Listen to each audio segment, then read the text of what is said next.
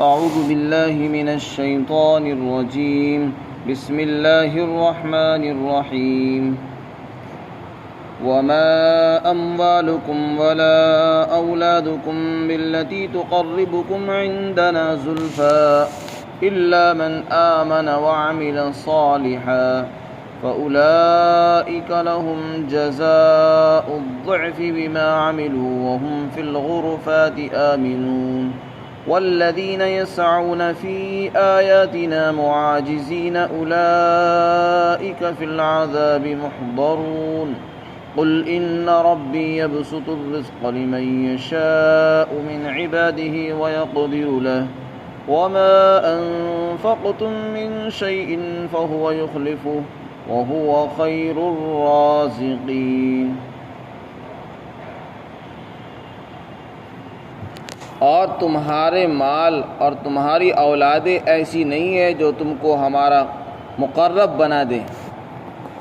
ہاں، جو شخص ایمان لایا اور اس نے نیک اعمال کیے تو یہی وہ لوگ ہیں جن کے لیے ان کے عمل کا 2 گنا اجر اور ثواب ان کو دیا جائے گا، اور یہ جنت کے بالا خانوں کے اندر امن کے ساتھ محفوظ رہیں گے. اور جو لوگ ہماری آیتوں کے بارے میں ناکام کوششیں کرتے ہیں، ان کو اوپر اعتراضات کرتے ہیں ہرانے کی، تو یہ لوگ عذاب کے اندر دھر لیے جائیں گے.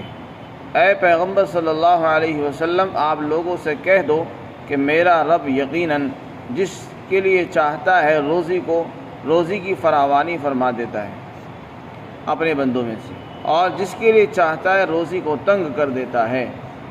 اور تم جو بھی خرچ کرو گے اللہ اس کا بدل عطا فرمائے گا، اور وہ بہترین عطا کرنے والا ہے.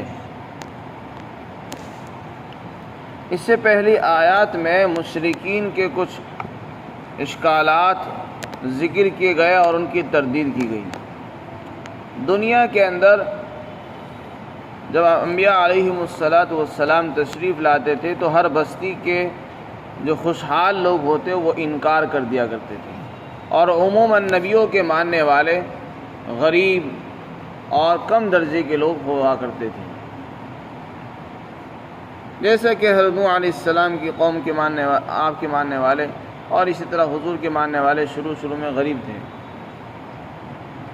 تو ان کے دلوں میں یہ خیالات تھے، ان کو یہ غلط فہمی پیدا ہو گئی تھی کہ اگر ہم اللہ کے نزدیک ذلیل ہوتے تو ہمارے پاس مال کیوں زیادہ ہوتا، ہمارے پاس اولاد کیوں ہوتی.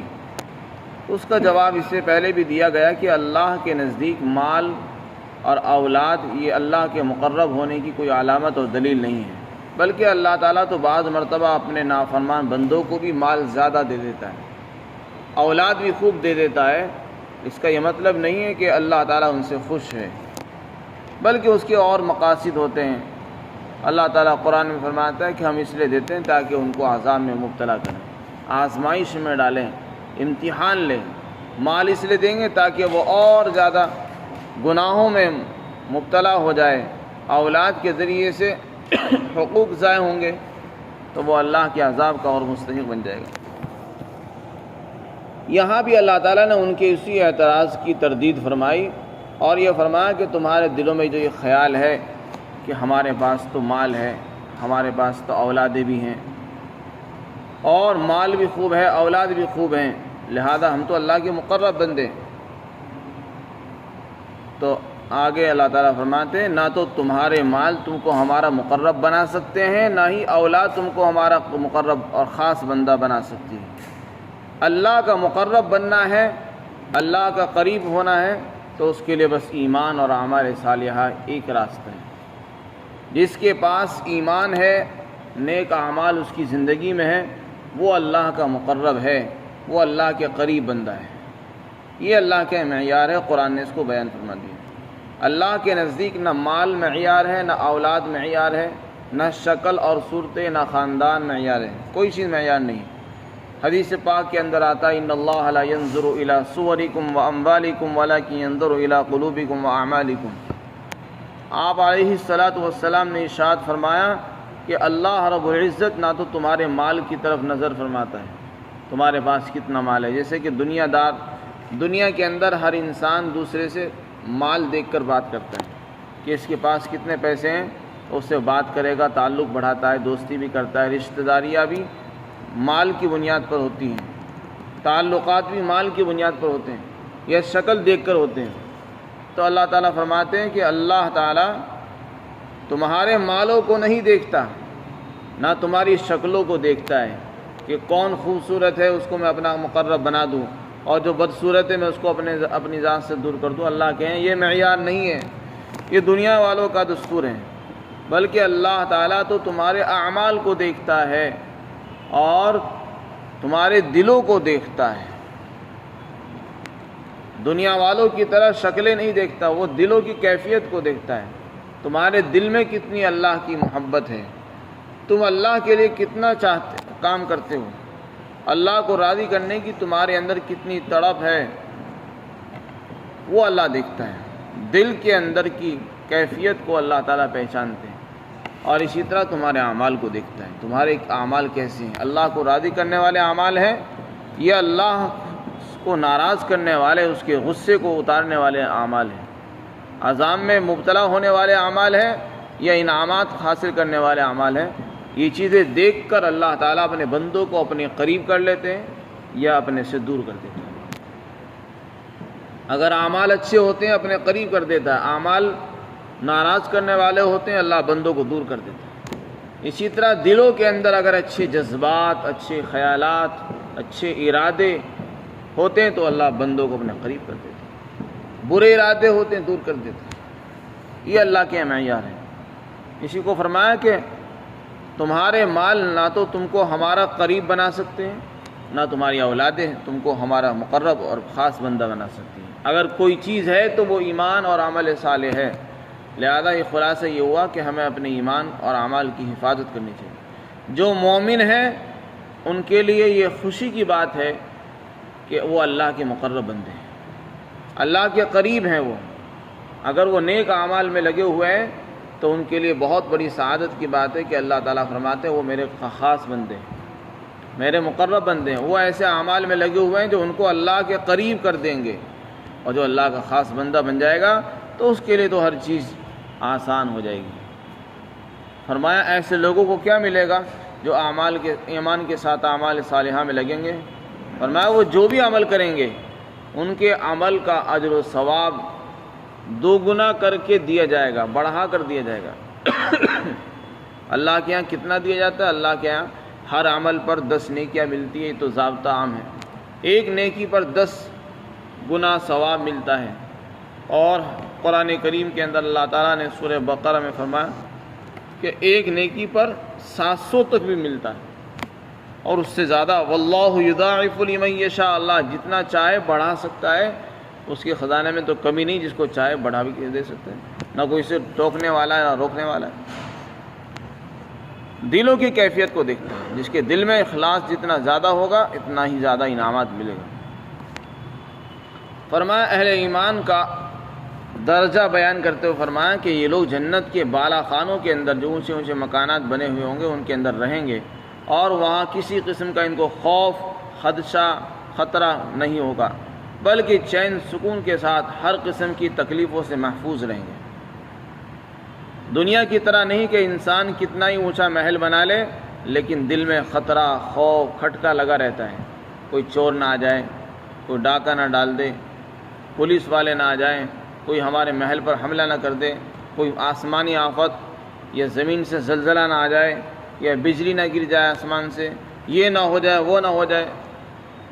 آدمی دنیا میں کتنا ہی اچھا محل بنا لے، کیسی پاکیزہ جگہ بنا لے، لیکن پھر بھی سینکڑوں خطرات لگے رہتے ہیں.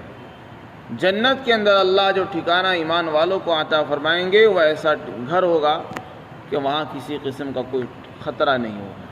ہر قسم کے خطرات سے انسان بالکل محفوظ ہو جائے گا اور مامون ہوگا. اسی کو فرمایا وَهُمْ فِي الْغُرُفَاتِ آمِنُونَ، وہ بالا خانوں کے اندر امن کے ساتھ رہیں گے. اب دوسری طرف وہ لوگ ہیں جو اللہ پر ایمان نہیں رکھتے ہیں، آخرت کا انکار کرتے ہیں. جب ان کے سامنے قرآن کی آیتیں پڑھی جاتی ہیں تو ان پر طعن و تشنیع کرتے ہیں، اعتراض کرتے ہیں، اور یہ ایسی کوششیں کرتے ہیں جیسے کہ وہ اللہ کو ہرا دیں گے، اللہ کے عذاب سے نعوذ باللہ بچ جائیں گے۔ اللہ تعالیٰ فرماتے ہیں کہ یہ لوگ جس خیال کے اندر مبتلا ہیں، یہ سمجھ رہے ہیں کہ اولاً تو ہماری پکڑ نہیں ہوگی، ہم جو چاہے کرتے پھریں، ایسا نہیں ہے۔ کیا یہ زمین سے نکل جائیں گے؟ زمین سے نکل کر کہاں جائیں گے؟ آسمانوں سے نکل کر کہیں بھی نہیں جا سکتے، اللہ تعالیٰ کی پکڑ سے بچنے والے نہیں ہیں۔ جو لوگ اللہ کے نافرمان بندے ہیں ان کی مثال تو ایسی جیسے کہ وہ ایک گھر کے اندر بند ہیں، اللہ جب چاہے گا ان کو پکڑ لے گا۔ تو اسی طرح زمین اور آسمان اسی کی تو ہے، زمین اور آسمان سے نکل کر کہاں جائیں گے؟ جب چاہے گا، جس وقت چاہے گا عذاب میں دھر لے گا اور مبتلا کر دے گا۔ اس لیے اس خوش فہمی میں رہنا کہ ہمیں کوئی کچھ نہیں کہہ سکتا، ہمارا کوئی بگاڑ نہیں سکتا، ہم جو چاہے کریں، ہمیں کوئی پوچھنے والا نہیں، ہمیں کوئی روکنے ٹوکنے والا نہیں ہے، یہ بے وقوفی، کم پرلے درجے کی حماقت اور نادانی ہے۔ وہ ذات پوری دنیا پر کنٹرول رکھتی ہے، ہر چیز پر اس کو قدرت حاصل ہے، اور وہ بار بار جو ہے اپنے نمونے کرشمے دکھاتی رہتی ہے۔ جگہ جگہ دیکھتے رہتے ہیں آپ، جو لوگ اللہ کے خلاف اعلان جنگ کرتے ہیں، اللہ تعالیٰ ہی ان کو دنیا سے نیست و نابود کر دیتا ہے۔ کبھی زلزلے آ رہے ہیں، سیلاب آ رہے ہیں، طوفان آ رہے ہیں، آندھیاں آ رہی ہیں، اور لوگوں کے مکانات تباہ ہوتے جا رہے ہیں۔ یہ روزانہ کی خبریں ہمارے سامنے آتی رہتی ہیں۔ تو فرمائے جو لوگ ہماری آیتوں کے بارے میں اس بات کی کوششیں کر رہے ہیں کہ وہ اللہ کو ہرا دیں گے، فرمائے یہ لوگ عذاب کے اندر دھر لی جائیں گے۔ پھر آگے اللہ تعالیٰ نے ایمان والوں کو خطاب کرتے ہوئے فرمایا کہ دیکھو میرا رب جس کے لیے چاہتا ہے روزی کو کشادہ کر دیتا ہے، جس کے لیے چاہتا ہے تنگ کر دیتا ہے۔ اس سے پہلے بھی اسی مضمون کی آیت گزری، وہاں کفار کو خطاب تھا کہ تم کو اپنے مال اور اولاد پر غرور نہیں کرنا چاہیے، یہ سب کچھ ہم نے دیا ہے اور یہ اللہ کے قریب ہونے کا کوئی ذریعہ نہیں ہے۔ یہاں ایمان والوں کو خطاب ہے، اور یہ بتا دیا گیا کہ ایمان والوں کو مال اور دولت اللہ کے راستے میں اللہ کو راضی کرنے کے لیے خرچ کرتے رہنا چاہیے۔ مال کی محبت میں مبتلا ہو کر کنجوسی نہیں کرنی چاہیے، بلکہ خوب خرچ کرنا چاہیے۔ مالداروں پر بھی خرچ کریں اور غریبوں پر بھی خرچ کریں۔ آدمی کو خرچ کرنا ہے، ضروری نہیں صرف غریبوں پر ہی خرچ کرے، سب کو خرچ کرے، رشتہ داروں پر بھی کرے، پڑوسیوں پر بھی کرے۔ آدمی کو سخی بننا چاہیے۔ ایسا کرنے سے دل سے بخل اور بہت سی بیماریاں انسان کی دور ہو جاتی ہیں۔ پھر آگے فرمایا کہ اللہ تعالیٰ جس کے لیے چاہتے ہیں روزی کو بڑھا دیتے ہیں، جس کے لیے چاہتے ہیں تنگ کر دیتے ہیں۔ اس کے بعد اللہ تعالیٰ نے خرچ کرنے والوں کی فضیلت بیان کی کہ جو لوگ اللہ کے راستے میں اللہ کو راضی کرنے کے لیے مال خرچ کرتے ہیں ان کا مال کبھی کم نہیں ہوتا۔ فرمایا وما انفقتم، تم جو بھی خرچ کرو گے، چاہے 1 روپے بھی خرچ کرو، اللہ اس کا بدلہ تم کو ضرور عطا کرے گا۔ یہ اللہ کا وعدہ ہے، اور جس کو یقین نہ آئے تو کر کے دیکھ لے۔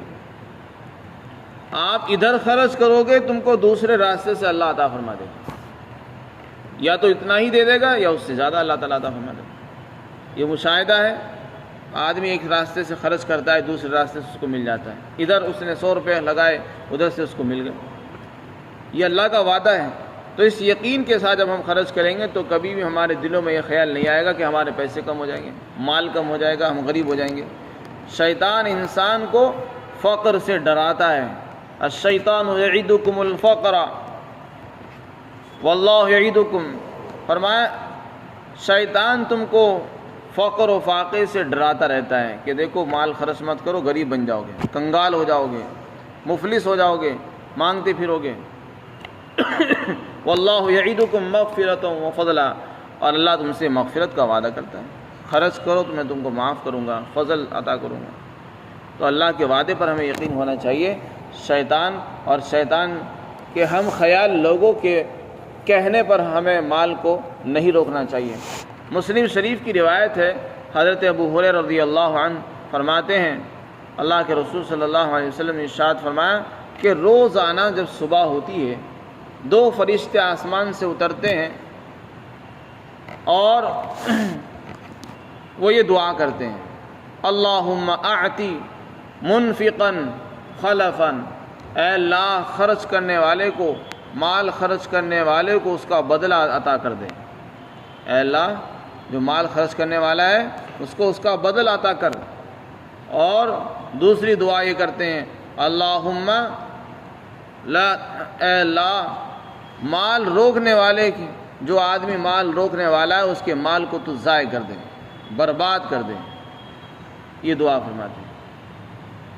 ایک دعا یہ ہوتی ہے کہ اے اللہ جو خرچ کرنے والا ہے اس کو اس کا بدل عطا کر دے، اور دوسری دعا یہ ہوتی ہے کہ اے اللہ جو روک کر رکھنے والا ہے اس کے مال کو تو ضائع کر دے۔ اب آپ اندازہ لگا سکتے ہیں کہ جب قرآن بھی کہہ رہا ہے کہ مال خرچ کرنے سے اللہ تعالیٰ اس کا بدل عطا فرما دیتا ہے، فرشتے دعا کر رہے ہیں تو اس کی قبولیت میں کیا تعامل ہو سکتا ہے۔ خلاصہ یہ نکلا کہ مال خرچ کرنے سے کبھی کم نہیں ہوتا بلکہ زیادہ ہوتا ہے۔ اللہ تعالیٰ دنیا میں اس کا بدل دے دیتے ہیں، اور اگر دنیا میں نہ دے تو آخرت میں دے دیتے ہیں، بہت سی مرتبہ دونوں جہان میں اللہ تعالیٰ عطا فرما دیتے ہیں۔ تو اس لیے انسان کو اللہ کے وعدوں پر یقین کرتے ہوئے مال کو خرچ کرتے رہنا چاہیے، جتنا اللہ نے وسعت عطا فرمائی ہے اتنا ہی اللہ کے راستے میں آدمی خرچ کرتا رہے۔ وما انفقتم من شیء فهو یخلفہ، اور تم جو بھی خرچ کرو گے اللہ اس کا بدل تم کو عطا فرمائے گا، وہ بہترین رزق عطا فرمانے والا ہے۔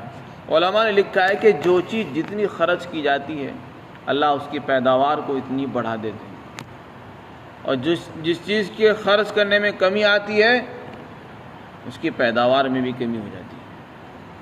آپ دیکھتے ہیں کہ ہر سال عید کے موقع پر لاکھوں جانور ذبح کیے جاتے ہیں، قربان کیے جاتے ہیں، لاکھوں بھینسیں، بکریاں، بکرے، بھیڑ اور دمبے، اونٹ، ان کی قربانیاں ہوتی ہیں، اللہ تعالیٰ ہر سال پھر پیدا فرما دیتے ہیں۔ ہونا تو یہ چاہیے جیسا کہ ہماری عقل کہتی ہے اور شیطان بھی کہتا ہے کہ مال خرچ کرو گے تو بھوکے مر جاؤ گے، کنگال ہو جاؤ گے۔ اگر ایک سال میں لاکھوں کروڑوں جانور خرچ ہو گئے، ان کو ذبح کر دیا گیا، تو پھر تو آئندہ سال اس میں کمی آ جانی چاہیے، اور یہ ہونا چاہیے کہ اس سال بقرعید کے لیے کوئی جانور دستیاب نہیں، بڑی مشکل سے جانور مل رہے ہیں، لیکن کبھی ایسا نہیں ہوا کہ پچھلے سال جانوروں کی قربانی زیادہ ہو گئی اس لیے اس سال جانوروں کی پیداوار کم ہو گئی، کبھی ایسا سننے میں نہیں آیا، بلکہ جتنے خرچ ہوتے ہیں اس سے زیادہ اللہ تعالیٰ ہر سال عطا فرما دیتے ہیں۔ اللہ تعالیٰ بارش برساتا ہے آسمان سے، کائنات کی بہت سی چیزیں اس میں گواہ ہیں۔ اللہ تعالیٰ آسمان سے کتنا پانی اتارتے ہیں، بے تحاشا پانی برستا ہے، اور لوگ اس کو بے دھڑک خرچ کرتے ہیں، خود بھی پیتے ہیں، جانوروں کو بھی پلاتے ہیں، زمینوں کو سیراب کرتے ہیں، باغات کو کی سینچائی کا کام لیتے ہیں۔ لیکن کیا کمی پانی کے اندر کبھی کمی آئی؟ نہیں آتی، بلکہ اتنا خرچ کرنے کے باوجود پھر اللہ تعالیٰ دوبارہ اتار دیتے ہیں۔ اور جس چیز کے خرچ کرنے میں ہم کمی کر دیتے ہیں وہی گھٹ جاتی ہے۔ تو اس لیے اگر ہم یہ چاہتے ہیں کہ اس چیز کی پیداوار بڑھے، اسے خرچ کرنا شروع کر دیں۔ اگر ہم چاہتے ہیں کہ اللہ تعالیٰ ہمارا مال بڑھائے تو خرچ کرنا شروع کر دو، اللہ تعالیٰ مال میں اضافہ فرما دے گا۔ روک کر رکھنے سے مال کم ہوتا ہے، بلکہ فرشتے دعا کرتے ہیں کہ اللہ جو روک کر رکھنے والا ہے اس کے مال کو ضائع کر دے۔ تو روک کر رکھنے سے چوری بھی ہو سکتا ہے، ضائع بھی ہو سکتا ہے، اور ڈاکہ بھی ڈالا جا سکتا ہے، یا کوئی اور چھین بھی سکتا ہے، بہت سے خطرات ہیں۔ جب انسان مال خرچ کرے گا تو اللہ کی طرف سے وعدہ بھی ہے، مزید ملنے کا وعدہ بھی ہوتا ہے۔ اس لیے فرمایا تم جو خرچ کرو گے اس کا بدل اللہ عطا فرما دے گا، اور وہ بہترین عطا کرنے والا ہے۔ اللہ تعالی ہم سب کو مال خرچ کرنے کی توفیق عطا فرمائے۔